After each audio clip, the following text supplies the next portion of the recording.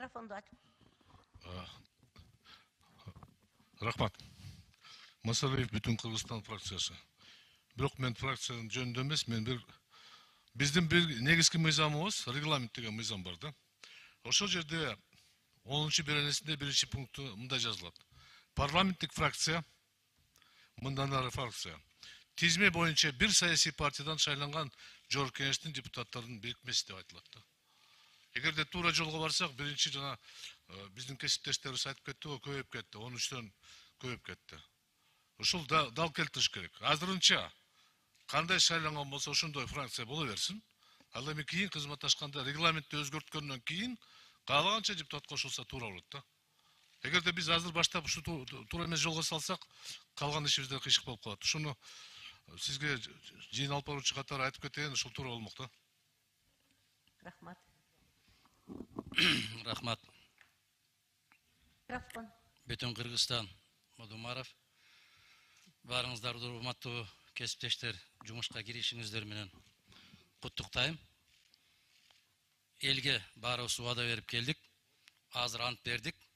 Конституцияны жана мыйзамды кыйшаюусуз аткарууга ант беремин деп добуш бердик. Ант бердик. Урматтуу төрагалык кылуучу айым,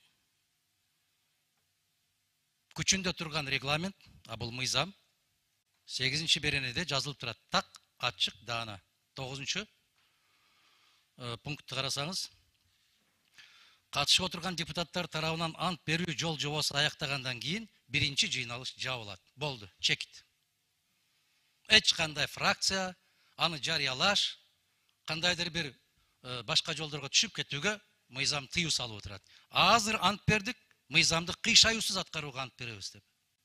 Ошондуктан урматтуу кесиптештер, мыйзамды кыйшаюусуз аткаралы, чекитти коелу, жабык деп жарыялайсыз, андан кийин фракциялар болобу, депутаттык бирикмелер болобу, биз биринчи жолу Астананы аттап кирип атабыз.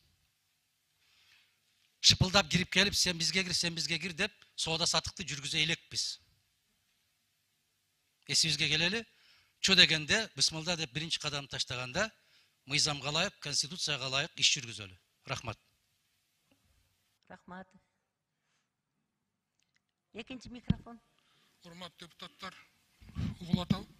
Урматтуу депутаттар, Марлен Абдурахманович өзүн айтпай калыптыр. Биздин ынтымак фракциясынан Марлен Абдурахманович лидер болуп бекитилди. Рахмат сиздерге.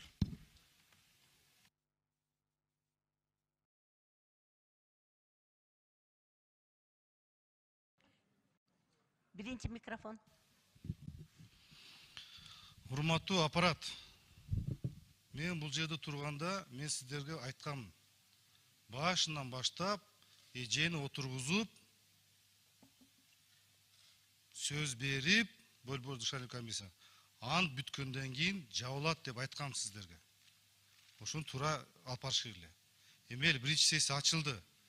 Бирок азыр эми баягы сиз айтып кетпедиңизби, тиги фракциялар жарыя кылды деп. Аны макул, биз эми фракция жарыя кылып койдук, аны биз кайтпайбыз. Бирок азыр биз жыйынды жабыш керекпиз. Бирок жыйынды жаап, кайра ачып койсоңуз болот. Ошол регламент боюнча. Кимде кандай сунуштар бар?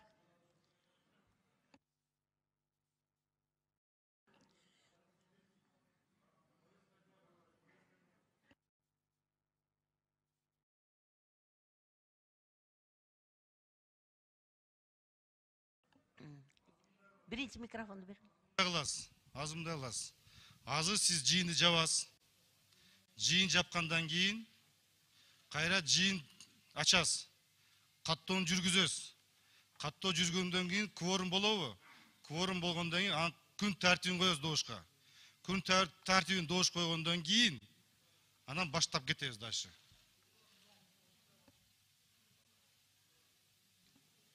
Үчүнчү микрофон.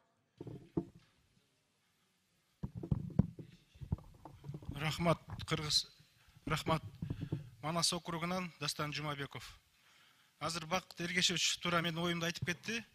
Эгерде азыр депутаттар каршы болбосо, биз биринчи мыйзамда жазылган сессиябыздын ачылышын кылдык. Эми мындан кийинкиси биздики жыйын болуп эсептелет, заседание болуп эсептелет. Ошондуктан сессияны ачтык. Анан заседанияны азыр жаап коюп 1-2 саатка танапис алсак, 1-2 саатка.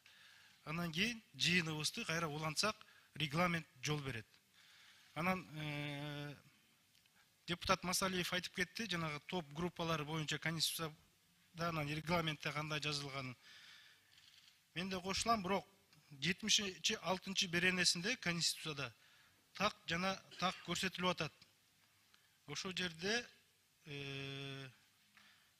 76 берененин 4 пунктунда, урматтуу депутаттар, карап койсоңуздар болот.